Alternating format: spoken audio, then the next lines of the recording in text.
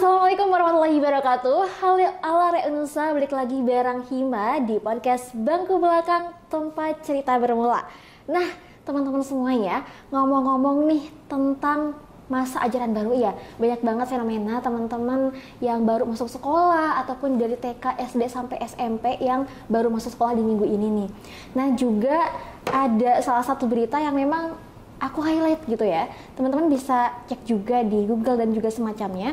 Nah, di sini ada nih resmi pemerintah terbitkan aturan ayah antar anak ke sekolah mulai hari ini 14 Juli tahun 2025. Nah, ini jadi topik yang lumayan hangat ya teman-teman semuanya, dan ini menjadi hal yang bikin aku juga penasaran, kok bisa sih ayah aja yang bisa antar ke sekolah gitu kan, gimana dan juga bagaimana. Tentunya ini menjadi pertanyaan-pertanyaan gak cuma buat aku aja pastinya, bagi teman-teman pemerhati pendidikan, calon guru, atau bahkan teman-teman yang lagi kuliah di ranah pendidikan, jadi penasaran juga kan.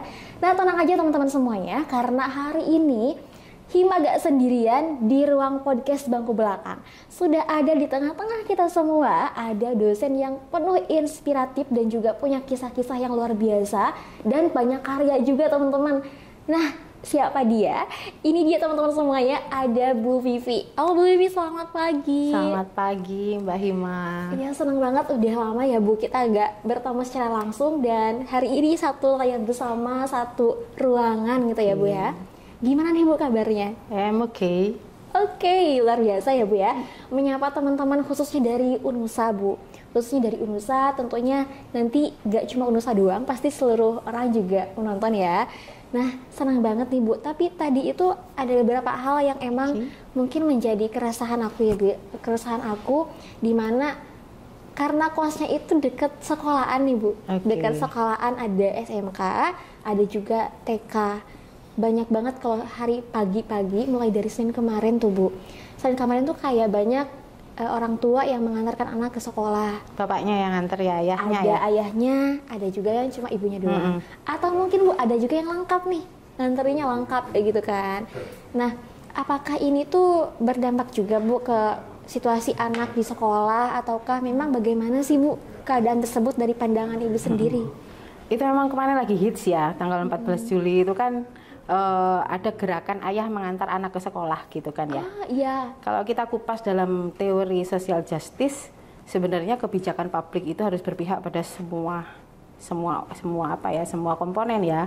Termasuk kalau misalkan kita membahas terkait dengan kebijakan ayah mengantar anak ke sekolah, itu sebenarnya oke untuk memfasilitasi keluarga yang secara norma sosial itu lengkap. Artinya ada ayah di rumah, ada ibu, ada anak gitu kan ya. Tapi nggak semua seperti itu. Jadi sebenarnya di sini ada kalau yang saya amati ada sedikit diskriminasi atau sejenis ketidakadilan.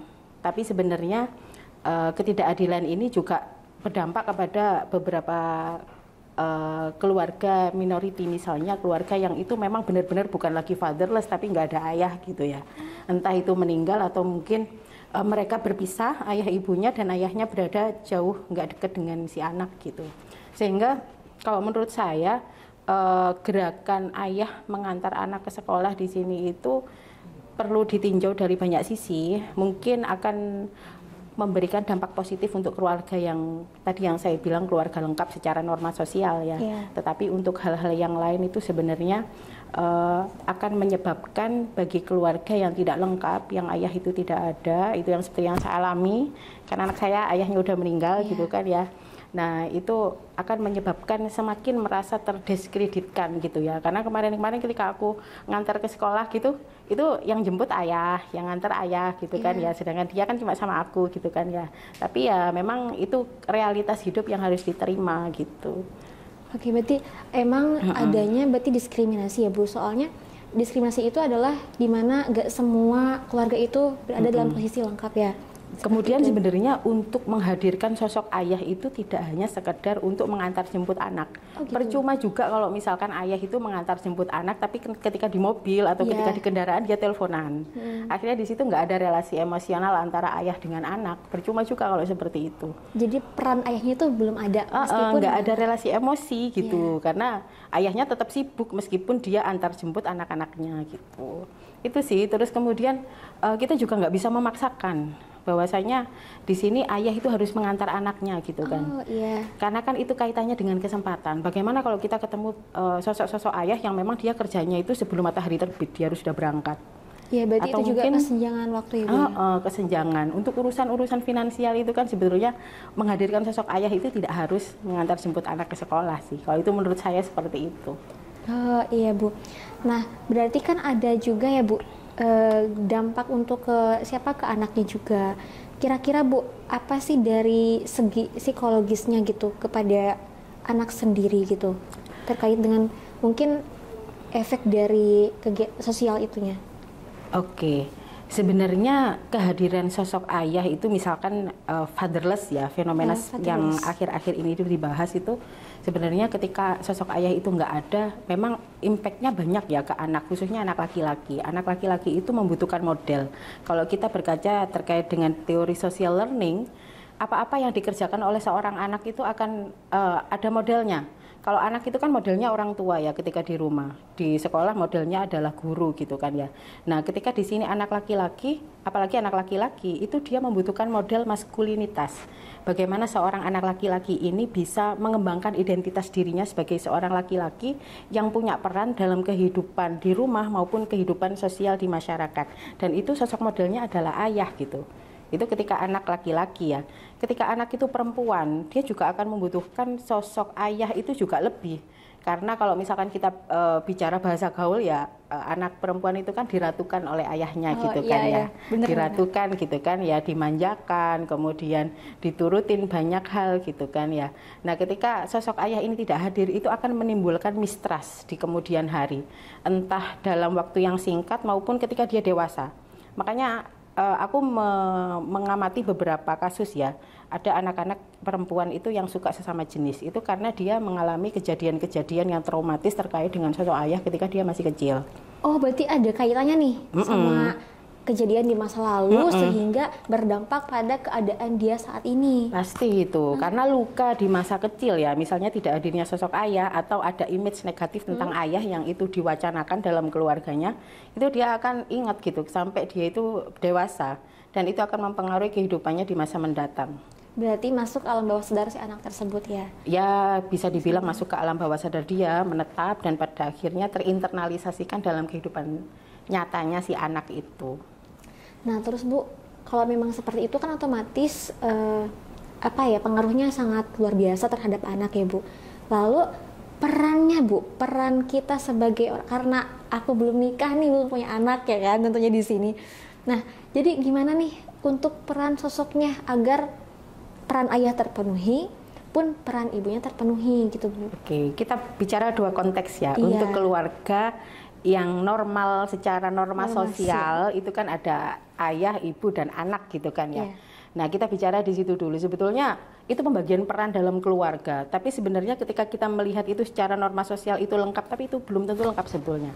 Ketika tidak ada relasi emosional di dalam keluarga itu gitu. Jadi meskipun ada orang tuanya lengkap, ada ayah, ada ibu dan juga anak, belum tentu nih dalam keluarga tersebut si perannya terpenuhi semua. Iya betul, relasi emosinya belum tentu terjaga di situ. Aku ada cerita ini, ini cerita di teman-teman angkatan aku S1 sama kakak kelas aku.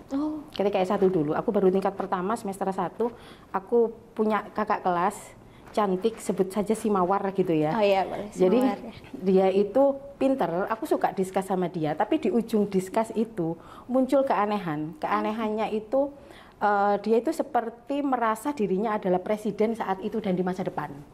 Oh, jadi seolah-olah memposisikan dirinya itu sebagai seorang presiden. Iya, seorang yang tinggi, seorang presiden di masa depan gitu. Jadi ketika ketemu sama aku, dia bilang, Vivi, aku lihat kamu itu pintar, kamu cerdas, kamu akan saya jadikan Menteri Pemberdayaan Perempuan. Itu masih sama aku ya. Terus dia ketemu sama Kajur gitu ya. Bapak itu baik sekali, Bapak akan saya jadikan Menteri Agama gitu. Nah, keanehan-keanehan itu, halusinasi itu yang dia munculkan akhirnya menimbulkan perhatian kita sebagai teman-temannya, saya sebagai adik kelas dan juga dosen-dosen gitu. Nah, dicari tahu lah si Mawar ini kenapa sih sebetulnya gitu kan. Kemudian namanya kita di jurusan psikologi ya, dites lah. Berbagai macam tes kepribadian, udah MBTI, semua itu tes itu udah dikeluarkan tuh si Mawar itu. Dikeluarkan sama orang? Iya, maksudnya diteskan gitu kan ya. Nah, hasilnya itu normal semua. Berarti dampaknya dari mana tuh, Bu? Hasilnya normal semua, sampai pada akhirnya ada satu tes yang belum dilakukan. Apa tuh, Bu? Tes gambar. Gaum namanya. Jadi dia disuruh menggambar pohon sama rumah gitu kan ya, kemudian dianalisis gitu. Nah, ketika dia gambar, tahu nggak yang digambar apa? Enggak, apa Bu? Yang digambar itu pohonnya hampir mati dan pohon itu dililit ular. Kok bisa? Jadi itu alam bawah sadar yang kerja. Jadi dia alam bawah sadarnya gambar pohon itu dililit ular dan pohonnya itu daunnya udah hampir mati, pohonnya itu hitam gitu kan ya. Kemudian gambar itu dianalisis sama dosen-dosen psikologi gitu kan ya. Nah, berdasarkan hasil analisis dicari di kamus psikologi, ternyata muncul bahwasanya pohon itu melambangkan seorang laki-laki yang mana dia itu hampir mati karena dililit ular. Nah, ular itu adalah melambangkan seorang perempuan gitu. Ketemu akhirnya jawabannya dari situ. Akhirnya Kajur, Kaprodi waktu itu memanggil orang tuanya dan yang datang adalah ayahnya gitu. Oh, bukan kedua-duanya? Bukan kedua-duanya, ayahnya datang diceritakan, Bapak tahu kalau anaknya itu seperti ini, kemudian ini hasil tes kami menyatakan bahwasanya anak Bapak itu mengalami, tidak tahu ya kejadian traumatis apa yang membuat dia sampai seperti itu ya, membuat dia selalu berhalusinasi. Dan hasil gambarnya itu ditunjukkan, kemudian diceritakan makna dari gambar itu adalah ada seorang laki-laki di sini Bapak, yang mana laki-laki ini kondisinya itu hampir mati, dalam artian hampir mati bukan mati secara fisik ya, tapi secara psikologis, secara ya harga diri atau semuanya lah, dan ini disebabkan oleh seorang perempuan. Si bapaknya langsung nangis. Di sana? Iya, di situ langsung nangis dan bilang, itu saya gitu. Berarti emang real ya? Ini real kejadian nyata ini. Kalau kakak kelas saya itu pasti tahu, hampir semua udah tahu kejadian ini. Angkatan saya juga tahu. Jadi bapaknya itu nangis, dia menceritakan bahwa itu adalah saya, dan dia menceritakan kondisi rumah tangga saya memang tidak baik-baik saja selama bertahun-tahun yang lalu, sejak si Mbak Mawar ini belum kuliah, sejak dia sekolah gitu, sejak SMA gitu. Dan dia memendam kejadian-kejadian yang ada di rumah. Itu keluarganya utuh loh. Ada ayah, ibu, ada anak, ada adik gitu kan ya. Dan mereka sebetulnya ketika di kehidupan sosial itu kelihatan utuh. Jadi bapak ibunya itu kalau misalkan ada kondangan tetap datang berdua, meskipun kadang janjian di jalan, janjian bajunya pakai baju apa gitu. Karena kebetulan memang orang terpandang ya di salah satu kabupaten Surabaya Raya. Oh, jadi berarti teman-teman semuanya, para calon guru, calon orang tua dan semuanya ya di sini, sekalipun nih dari keluarga yang utuh itu belum menjamin keharmonisan untuk perannya sendiri gitu kan. Nah, di sini otomatis yang perlu kita highlight adalah gimana cara kita itu bisa memiliki peran seutuhnya kayak gitu ya Bu ya. Jadi karena kan tadi juga otomatis karena berdampak dari permasalahan sehingga masuk alam bawah sadarnya anak tersebut, sehingga dampaknya itu nggak cuma terhadap sisi sosial, tapi sisi kepribadian dan juga sisi pola pikir. Ini udah parah loh, dia itu sudah masuk ke tahapan skizofrenia, artinya gangguan jiwa. Oh gitu. Dan udah nggak bisa disembuhin lagi, karena posisinya waktu itu setelah ketemu sama Kajur, setelah ngobrol bapaknya, kemudian hari berikutnya itu ibunya juga diundang, akhirnya mereka bersepakat untuk benar-benar ingin membangun hubungan keluarga yang memang harmonisnya betul, bukan harmonis itu cuma di depan publik gitu kan ya. Iya. Dan ketika di rumah itu kan mereka itu memang kayak orang nggak kenal gitu. Ya udah punya kamar sendiri-sendiri, kemudian pada saat makan ya udah kadang bareng kadang enggak, Nah seperti itu, jadi hanya di publik saja kelihatan itu keluarga yang normal, padahal sebenarnya itu enggak gitu. Nah ketika mereka sudah memutuskan untuk kembali untuk menjadi keluarga normal, meskipun itu dipaksakan ya, nggak bisa balik anaknya. Udah seperti itu, dan pada akhirnya si Mbak Mawar ini akhirnya mengundurkan diri dari kampus, udah nggak dilanjutin lagi sampai semester 4 aja. Berarti berdampak banget ya teman-teman? Banget. Jadi pengalaman-pengalaman itu sebetulnya kalau menurut analisis kami waktu itu direpres dia. Selama bertahun-tahun dia itu melihat kejadian hubungan emosional kedua orang tuanya, kemudian di dalam keluarganya sendiri itu relasinya nggak harmonis, yang kelihatannya harmonis, yang dia lihat itu kebohongan-kebohongan. Something yang ditutup-tutupi gitu ya, ketidakharmonisan itu, dan dia harus menyimpan itu sebagai seorang anak pertama. Akhirnya dia sesuatu yang seperti bom waktu, pelan-pelan gitu membebani hidupnya dia, membebani pikiran dia, dan pada akhirnya dia ya meletusnya itu tadi jadi kepribadian dia yang begitu terganggu, bahkan sampai sudah masuk ke gangguan jiwa, skizofrenia itu. Oke, luar biasa banget ya dampaknya. Nah, itu kan Bu dari peran keutuhan keluarga, namun perannya yang memang belum tentu nggak ada. ada. Makanya tadi kalau misalkan pemerintah bilang ada gerakan ayah ngantar anaknya ke sekolah, ya antar jemput anaknya, ya percuma juga kalau nggak ada relasi emosi di situ, ayahnya teleponan atau mungkin ayahnya sibuk yang lain gitu kan, ya cuma sekedar fisiknya aja gitu menemani gitu. Ya berarti belum memenuhi standar terkait dengan pemeranan ayah ya kayak gitu. Nah tadi kan kita membahasnya tentang yang utuh nih Bu ya, yang utuh. Kita bergeser Bu, karena tadi di awal kita udah menyinggung terkait fatherless ya, fatherless gitu. Nah bagaimana Bu untuk sisi di sebelah ini?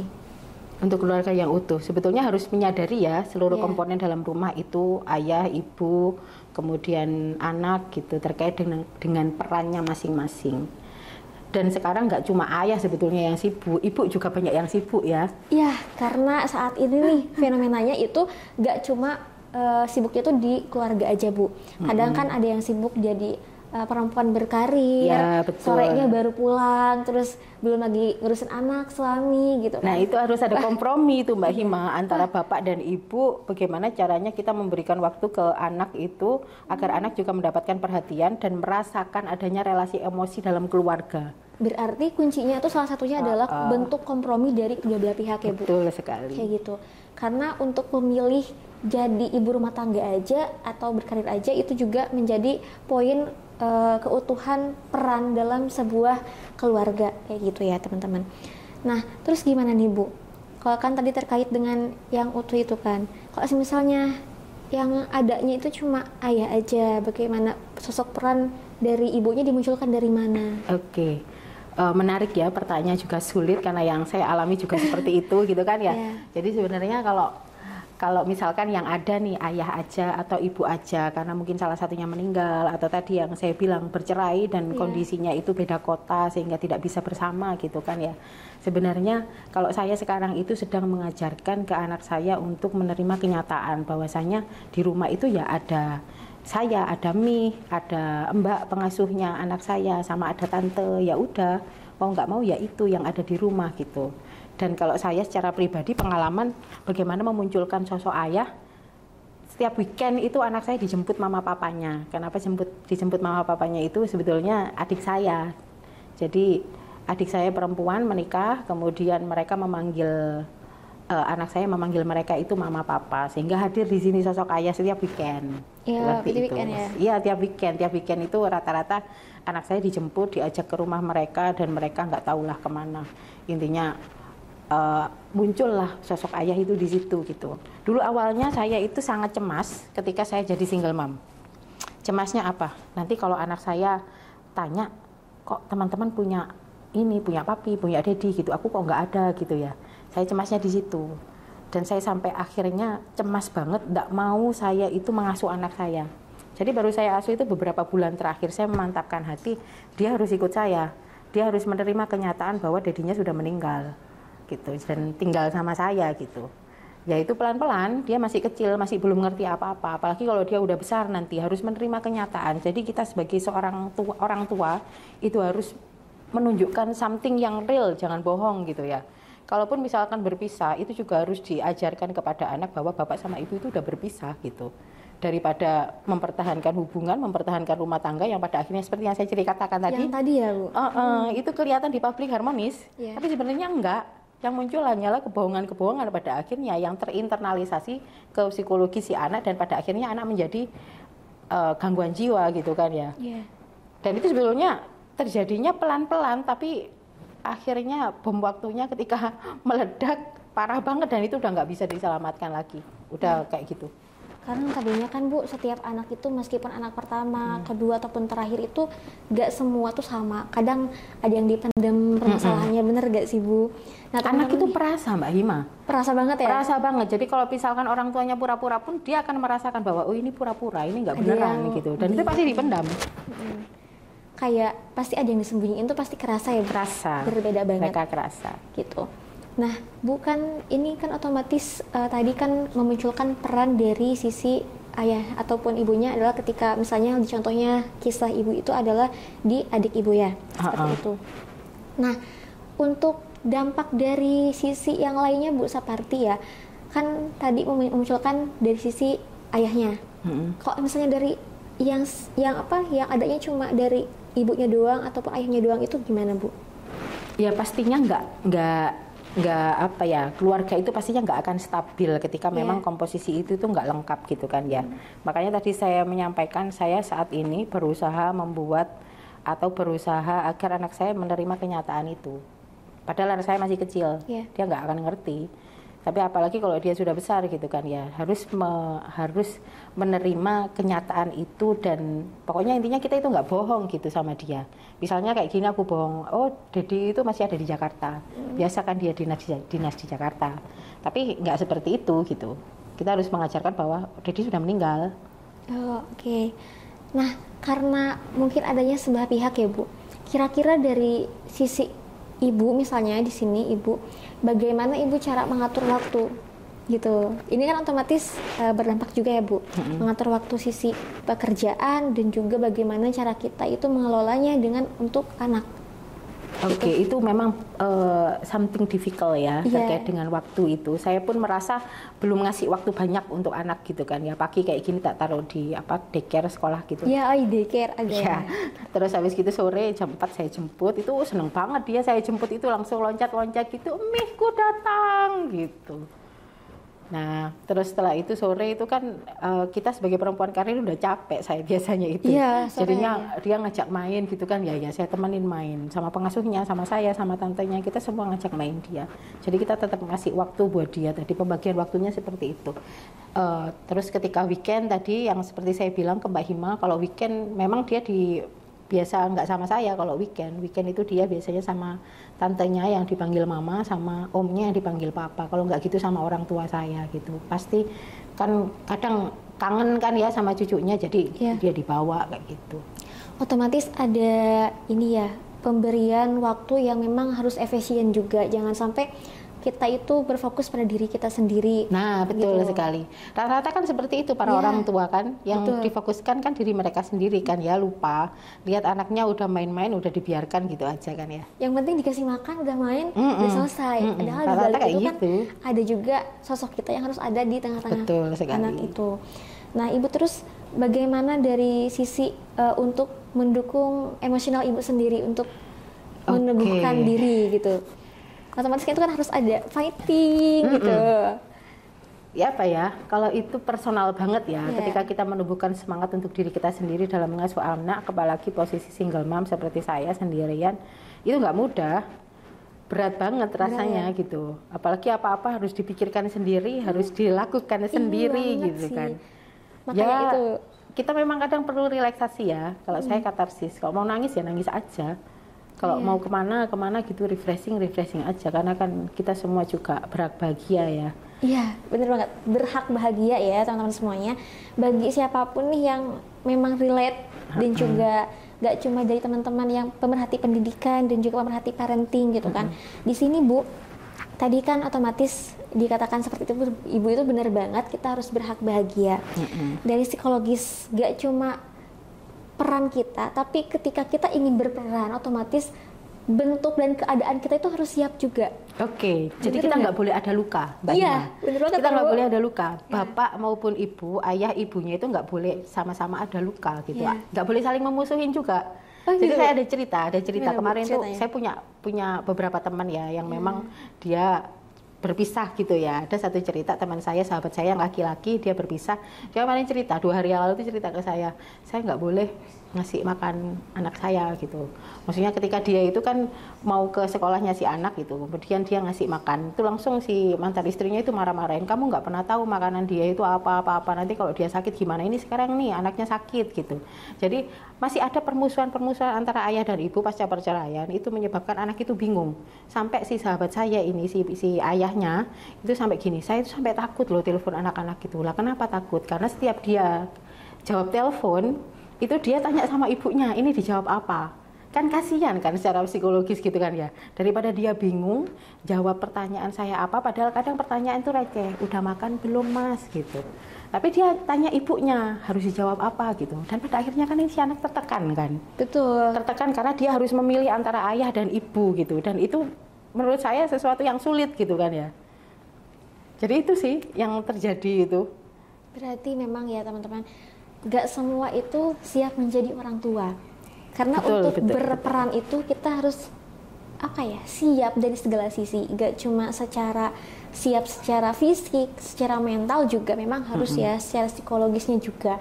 Nah, di sini ya Bu, yang tadi yang saya ingin highlight lagi, karena tadi misalnya ada perceraian yang emang itu berdampak pada psikologis anak. Sekarang itu yang ingin saya tanyakan adalah bagaimana dampak terhadap akademiknya sendiri Bu, karena kan masa-masa sekolah nih anaknya pasti masa berdampak. sekolah. Apakah ini juga menjadi kesulitan untuk fokus untuk belajar kah, sehingga kan ada yang namanya peran guru, peran orang tua? Sebagian besar dia berdampak seperti itu ya. Jadi hampir 100% anak-anak yang broken home itu dia cenderung yang pertama dia akan menyendiri. Itu berdasarkan biasanya saya kalau penelitian ya pakai sosiometri, dia itu suka menyendiri, kemudian dia pada akhirnya itu sering berperilaku agresif, baik itu secara fisik maupun verbal, atau mungkin dia itu tiba-tiba itu suka menangis gitu kan ya. Terus dia juga menjadi sasaran empuk perundungan di sekolah. Oh bisa Bu? Bisa. Berarti dampaknya itu perundungan itu nggak Ya cuma... karena dia psikisnya nggak bagus, teman-temannya nggak suka. Oh Dia iya, biasanya mungkin menyendiri. emosional gitu ya. Akhirnya teman-temannya nggak suka, teman-temannya ngebully dia gitu kan ya. Makanya memang peran orang tua meskipun udah berpisah ya, seharusnya ya masih kompak gitu ngurus anaknya. Ada satu contoh teman saya perempuan, ini bagus dia ngasuh anaknya itu, pembagian hari. Oh ada pembagian Harinya hari. dibagi ya. Jadi si anak ini juga enjoy aja, kadang juga diajak ngopi sama saya gitu kan. Dia enjoy banget gitu sama ibunya. Dia juga enjoy banget sama bapaknya gitu kan ya. Itu kalau aku ngelihat itu kayak ketika kita lihat film-film di luar negeri kan gitu. Iya. Oh ini waktunya sama ibu, ini waktunya sama bapak gitu. Dan gak ada dramanya, nggak terlalu dramatis gitu di situ gitu kan ya. Ya, berarti itu ada pembagian waktu ya. Misalnya ngantar sekolah juga gitu. Kalau teman saya yang perempuan ya, dia hari apa sama hari apa gitu ngantar sekolah. Saya tahu biasanya. Ini gimana jemput anak enggak? Kalau enggak jemput kita ngopi gitu. Enggak, udah dijemput sama bapaknya, udah selesai. Oke. Itu berarti ada dari sisi orang tuanya nih Bu. Karena tadi kan pengaruhnya itu, dampaknya itu ada juga yang bikin perundungan di sekolah. Kiranya di sekolah itu kan ada guru ya Bu. Apakah peran guru itu juga sangat penting terhadap anak untuk broken home ini? Iya, tapi nggak semua guru itu paham ya biasanya itu kan. Guru itu kan seharusnya itu paham ketika ada satu perilaku yang aneh dari peserta didiknya atau perilaku yang nggak normal, itu harusnya guru itu mendekati gitu kan ya. Dan ini nggak gampang kalau untuk anak-anak ya, anak-anak usia dini. Oh iya banget sih. Nggak gampang gitu. Jadi nggak gampang mengungkap permasalahan di situ. Kalau saya biasanya tekniknya gampang, ajak dia main pasir. Pasir, iya. Ajak dia main pasir, kemudian kasih di situ tokoh ayah, teman, ibu, kemudian mungkin di rumah ada nenek atau ada adik, ada siapa. Dia suruh cerita di situ. Dia akan menceritakan sesuatu yang sebenarnya. Sebenarnya siapa yang bermasalah? Misalnya ayahku suka marah-marah ke ibuku. Ini ayah itu jahat karena suka marah-marah. Ibu itu jahat karena dia lebih sayang sama adik. Itu akan muncul, kalimat-kalimat itu akan muncul sehingga ketika kita mau asesmen permasalahan anak-anak, khususnya anak usia dini, itu nggak mungkin kita tanyain, kamu punya masalahmu apa sih gitu. Kan nggak kayak gitu kan ya? Iya bener banget. Jadi munculnya ketahuan si anak itu punya masalah ya dari situ kita ajak deep talk gitu kan ya, sambil main gitu. Jadi sambil dia ngasih tokoh, oh ini ayah, ini ibu. Ayah suka marah-marah sama ibu. Ibu ternyata lebih sayang adik. Nah, berarti dia masalahnya ada di situ gitu. Oke, berarti di sini ya teman-teman semuanya bisa kita highlight juga nih bagi calon guru ataupun calon orang tua, boleh banget kalau misalnya pengen banget tahu dan juga bagaimana keadaannya, nggak cuma di nggak cuma di ini loh Bu, tentang pendidikan, tentang bullyingnya seperti apa terhadap siswa, maka bisa dijadikan permainan tersebut menjadi solusi untuk bagaimana kita mengetahui anak kecil tentang tentang keadaan si anak tersebut seperti itu ya. Nah selanjutnya nih Bu, bagaimana cara menyikapinya kalau misalnya anaknya itu memang sekelas di SMP atau gimana? Kan biasanya itu ada webbingan konseling. Paling parah tuh kalau masa-masa remaja ya, karena di situ gunung es, krisis identitas paling tinggi. Oh itu?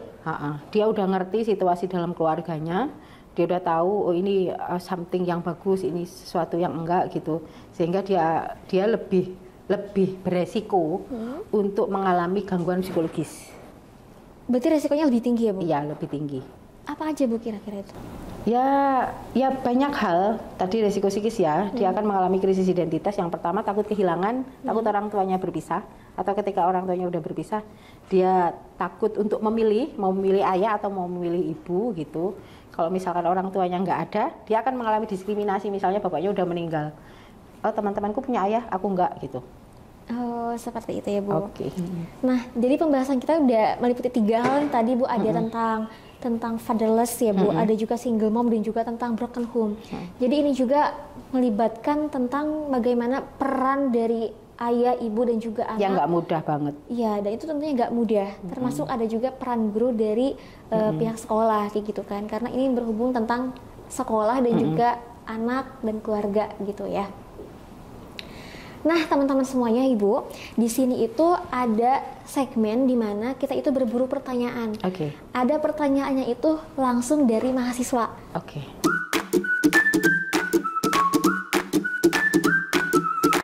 Halo, Assalamualaikum warahmatullahi wabarakatuh. Perkenalkan, nama saya Dewi Rahmawati dari program studi S1 Pendidikan Guru Sekolah Dasar.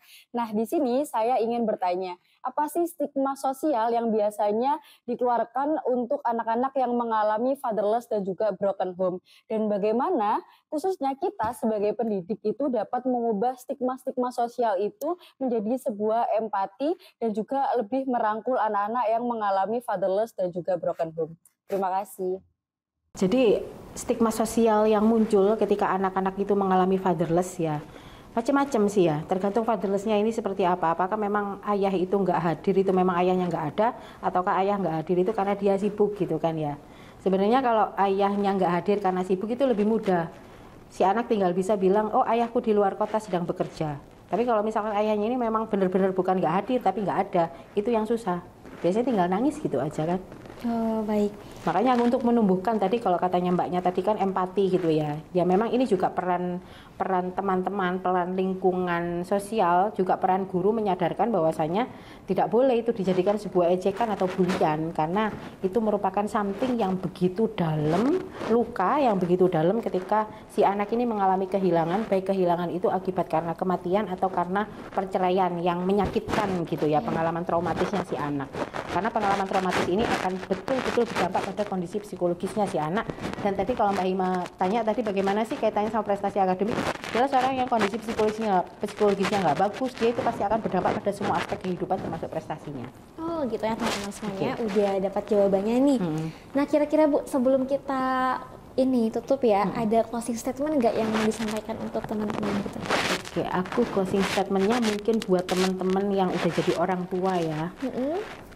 Ya harapannya jujurlah pada diri sendiri gitu kan ya, menjadi diri sendiri karena kita semua berhak bahagia. Jangan memaksakan kalau misalkan itu menyakitkan, karena orang-orang yang mempertahankan rumah tangganya dengan cara terpaksa itu juga nggak bagus juga buat anak gitu kan ya. Terus bagi single mom kayak saya, tetap semangat, tetap berusaha untuk bahagia, melakukan semua hal, ya tetap kuat lah. Satu lagi untuk calon orang tua. calon orang tua itu harus siap ya, siap secara psikologis, siap secara fisik, secara psikologis, secara finansial, semua harus disiapkan dengan baik karena ini sangat berpengaruh kepada anak-anaknya nanti. Oke, baik. Luar biasa ya Ibu, terima kasih banyak untuk insight hari ini. Semoga teman-teman calon orang tua dan siapapun yang menonton di sini, termasuk dari teman-teman Fakultas Keguruan biasanya nih yang selalu standby untuk mencari informasi terkait dengan pendidikan, parenting, dan juga tentunya tentang anak-anak gitu kan. Boleh banget ditulis insight-nya dan tentunya boleh banget juga di next episode ada lagi berburu pertanyaan. Boleh banget nanti akan ada berburu pertanyaan selanjutnya seperti itu. Mungkin sekian teman-teman dari podcast Bangku Belakang, tempat cerita bermula. Sampai jumpa di podcast episode selanjutnya. Wassalamualaikum warahmatullahi wabarakatuh. Bye-bye.